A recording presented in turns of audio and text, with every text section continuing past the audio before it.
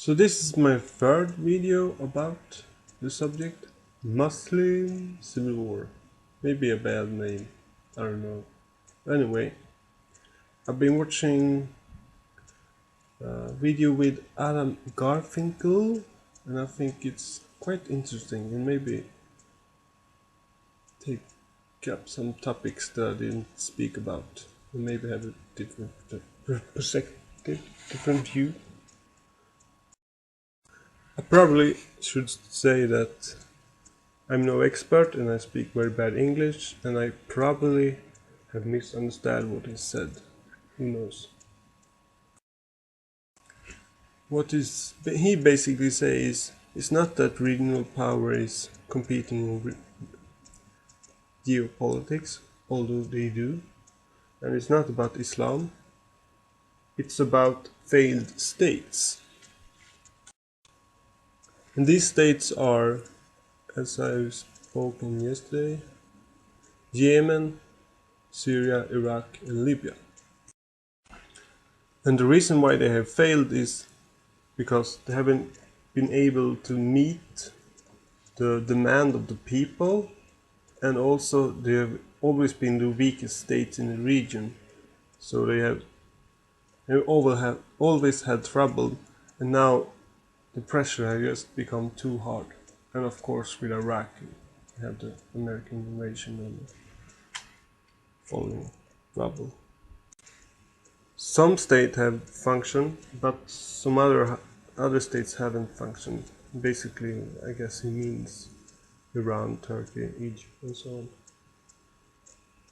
And the reason why the state haven't functioned is because the states have always been, the society has always been built up by tribes, and the states have never been able to defeat the tribes, I guess, or assimilate the tribes. So they've always been weak, and I guess the states have been failed states, become failed states. The tribes have been even stronger there, or states have been even less efficient than to destroy the tribes, weaken the tribes. What they mean with the word modern pression or globalization is basically the states can no longer provide. Well, the population have become more and more demanding, and the states cannot fulfill their requirements, I guess. And then, sadly, they don't become democratic. Instead, they just fall together, fall apart. That's what's happening. And if we look at this, sadly, slightly old map, it's 5 years old, but I don't think the numbers have, they don't change that fast. As you can see, very large population, almost half of the Middle East population is younger than 25, and also a large percentage of this section of the population is unemployed, and of course that makes it even harder.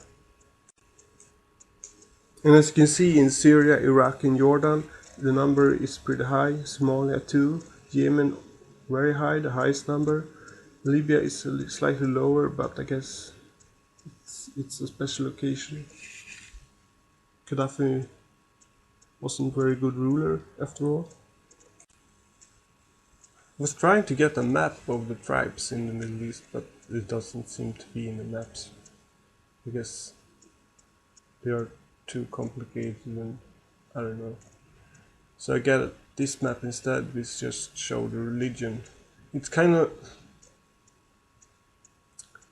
shows anyway how broken up the different parts are. You can see Iraq is dark green and yellow. You can see Syria is different colors. You can see Iran has some, isn't all dark green. Egypt is pretty yellow. Turkey is slightly yellow, but have some areas where there are other colors. What's interesting is the Saudi Arabia. Now I go outside of his lecture just because I want to talk about this. You see the three regions: Sunni, the Red Sea coast, in the middle, Wahhabism, and the Persian Gulf, Shiism. It doesn't look great. And he said that other trend is that Iranian revolution revolutionized the Shia religion of Islam, and on the oil price increase in the end of the 70s also led to the Wahhabism and radical Sunnism could start to spread, and of course Iran also helped, but higher oil price. And that's what I mean is that distance between the two movements have increased for a long time. Then you also talk about the reaction from the Iraq government led to radicalization of both sides, but especially the Sunnis, because they were treated very good. And the United States, well, they didn't succeed when it was in Iraq, and after the left Iraq it became even worse. In the same time, Syria, 200,000 dead, and the whole civil war also radicalized. And that have led to the ISIS. And the other part it was, I think, was interesting. He said that the Gulf states and the Arab states have not really been helping the rebellion and the repression in Iraq and Syria, and that's have led to it kind of taking their situation in their own hand, and also with the influx or increase of radical fighters from abroad have radicalized it. And the reason why the Gulf states and the Arab states have not helped them, I don't think it's because they are weak internally, and really there is only Turkey and Iran who is strong in the region.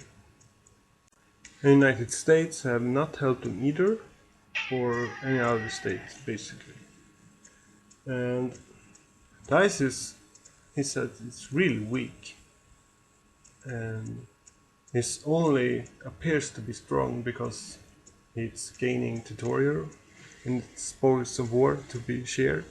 But as soon as they start to face stronger opposition, stronger resistance, the movement will break up. And I guess, like the left radicals always divides over time.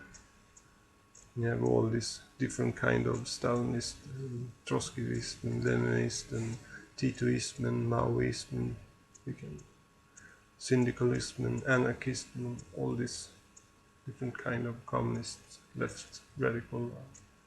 The same happens to ISIS. And also, what is a lot of unemployment, as shown earlier, and that's is really how they is growing strange, because they're simply the biggest employer.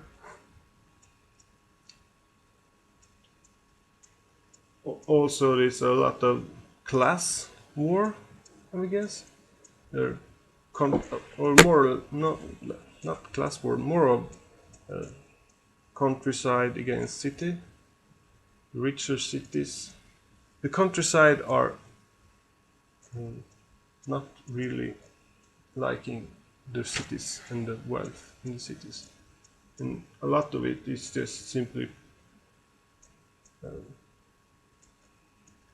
conscribing, I don't know, plundering, just taking out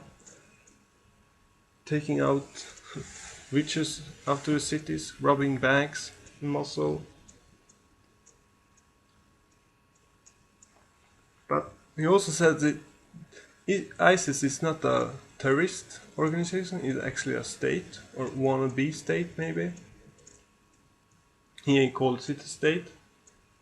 And terrorist attacks is not it's basically terrorist attacks is a tactic or a strategy, not something anyone can use it.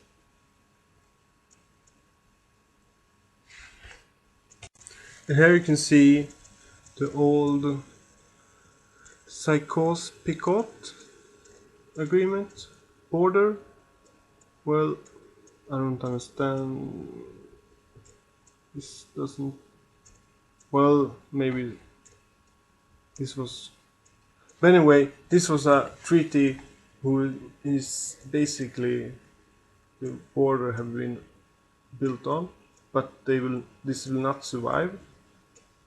Instead, Iraq and Syria will split up and become maybe several states.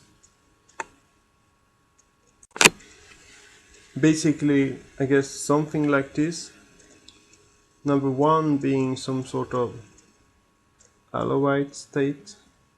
Number two being some sort of Sunni state. Number three being independent Kurdistan or Iraqi Kurdistan, I don't know.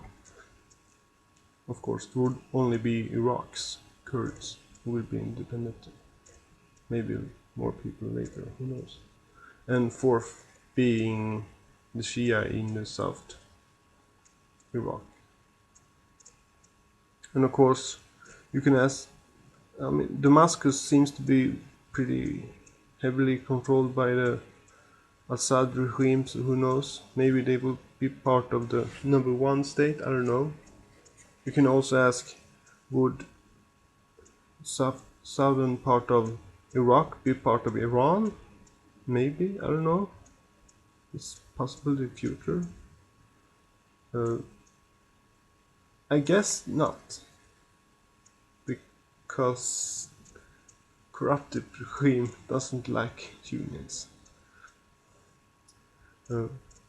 Well, of course they go for all these states are corrupted. It's, I don't think anyone is better than another one. Maybe some are worse, but who knows? I don't know, at least. This is what you think is going to happen, and it's basically nothing can be done about it if you not use heavily force and are ready to spend a lot of dollars or money. And no one seems to be willing to do that. I guess it seems probably realistic. I don't know, maybe not. United States, he feels, should be waiting out, maybe doing some helping some weaker sides sometimes, but not doing too much. And this will probably take several decades, and it will be chaos. Stop. See you next time.